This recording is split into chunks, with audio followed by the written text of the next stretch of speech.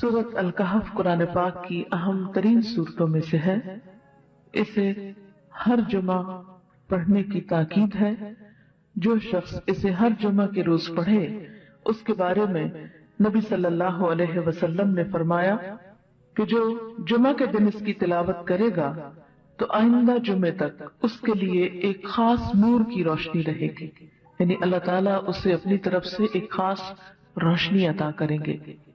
اسی طرح اس کی ابتدائی 10 آیات اور آخری 10 آیات کی فضیلت احادیث میں بیان ہوئی ہے کہ جو ان کو یاد کرے گا اور پڑھے گا وہ فتنہ دجال سے محفوظ رہے گا.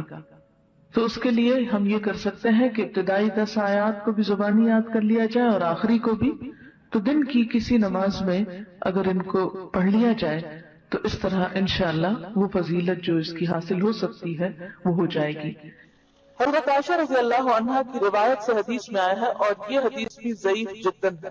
صرف ضعیف نہیں بلکہ ضعیف بھی بہت زیادہ ضعیف ہے، لیکن اس کا آخری حصہ جو ہے وہ صحیح مسلم میں آیا ہے، وہ میں وہاں آپ کو بیان کر دوں گا.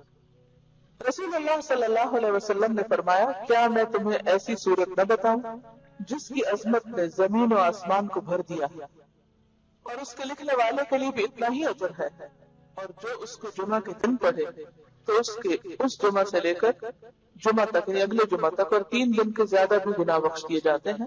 اور جو آدمی سوتے وقت اس کی آخری 5 آیتیں پڑھے تو وہ رات کے جس حصے میں بھی اٹھنا چاہے گا اللہ اسے اٹھائے گا. تو لوگوں نے کہا ہاں اللہ کے رسول صلی اللہ علیہ وسلم ضرور بتائیے، تو آپ نے فرمایا سورت کہا. بہرحال ایک اور حدیث میں، اب یہ جو حدیث ہے یہ صحیح مسلم کی ہے کہ جو اسے جمعہ کے دن یا جمعہ کی رات میں پڑھے گا، یعنی جمعہ کی رات وہی جو جمعہ سے پہلے آ جاتا ہے، وہ فتنے سے محفوظ رہے گا. اور ایک اور بات سے پتہ چلتا ہے کہ فتنہ دجال سے محفوظ رہے گا.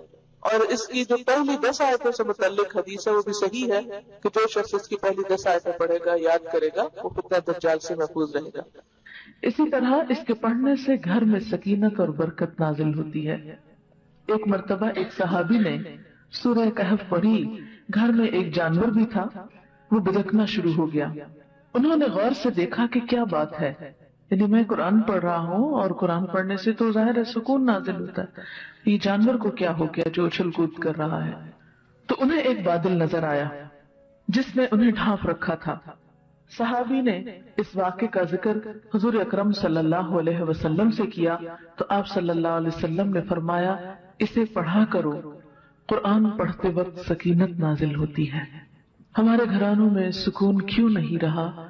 اس میں بہت سی وجوہات میں سے ایک وجہ یہ بھی ہے کہ میوزک کی آوازیں تو دن رات بلند ہوتی ہیں لیکن قرآن کی تلاوت کی آواز کم ہی سنائی دیتی ہے.